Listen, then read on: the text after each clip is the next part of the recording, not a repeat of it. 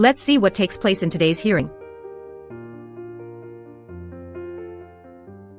Tom McClintock, 5 minutes. Thank you. Madam Director, as I listen to you and my Democratic colleagues, I just wonder if you're ever going to learn that you cannot spin the economy. Everybody knows in their own lives how they're doing, and if you try to spin them, you just end up looking foolish and out of touch. The fact is, the day that Donald Trump left office, gasoline cost $2.39 a gallon. Inflation was 1.4%. A 30-year mortgage cost 1.9%. The jobs you boast of bringing back are largely part-time jobs that are being taken largely by foreign immigrants and not Americans. By flooding the market with cheap, illegal labor, you're killing the wages of American working families. 18% inflation since you took office. That means a retirement fund on Inauguration Day of $100,000 now only buys $82,000 of goods. That's the price of all of the free money that you handed out. You've deliberately allowed more than 6 million illegal aliens into the country in the last 3 years. That's a population larger than the entire state of Missouri, which is sapping billions of dollars from public schools, public hospitals, public housing, law enforcement, homeless shelters, food banks. It's driving up housing prices, and it's suppressing working families' wages. And the one thing I do agree with the ranking member on is the most important question that Americans are going to be asking of themselves is simply this: are you better off today than you were 4 years ago? So please don't sit here and try and gaslight us. You're not fooling anybody except yourself. Now, you produced a budget with nearly $5 trillion in new tax increases over the next 10 years. Now, you divide that by the number of households in America, that's roughly $40,000 from the average earnings of every family in this country. Now, I know you'll say, well, those are, don't worry, those are mainly corporate taxes that we paid for by wealthy corporations. Families don't need to be concerned. But corporations don't pay corporate taxes. There are only 3 possible ways that a corporate tax can be paid.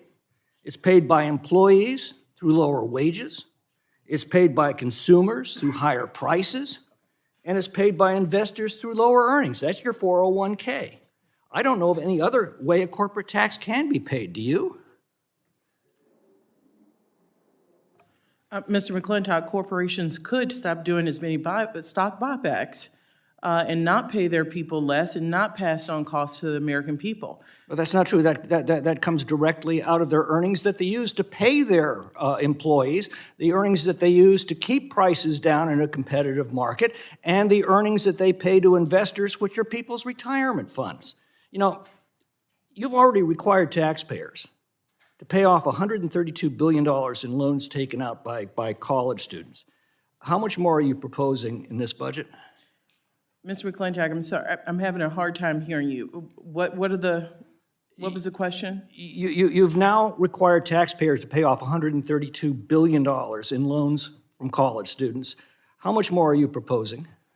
Mr. McClintock, the president has been unapologetic in saying that we need to do whatever we can to reduce the burden that student loans have had for students That's who clear, have but I think he should be very apologetic in this respect. You take 2 young people. One takes out a loan to get a degree in, say, ethnic and gender studies. That gets them a DEI position at, say, the University of Michigan. Average pay there is $96,000 for such a staff position. The other young person takes out a $100,000 loan to buy a truck. That brings an average of $48,000 for a trucker in a year to bring all the things that we need in life. How is it fair for the truck driver to be forced to pay for college graduate loans in addition to paying off his own loans? Mr. McClintock, there are also truck drivers who have taken on student loan debt, hoping for a brighter future, and have not gotten the jobs that they've been promised by some institutions. Are you proposing the college student making $96,000 should help pay off the trucker's truck loan? I think you're using one example. There are many truckers who have student loans who have benefited from this president's policy. Here's the fine point of the matter. In a free society, every consumer votes every day with every dollar he spends on what the economy will produce. When government takes that dollar from them, it reduces by just so much not only the choices he can make for his own family, it reduces by just so much the incentive he has to produce goods and services for others. That's why socialism produces misery and poverty wherever it's imposed on a society.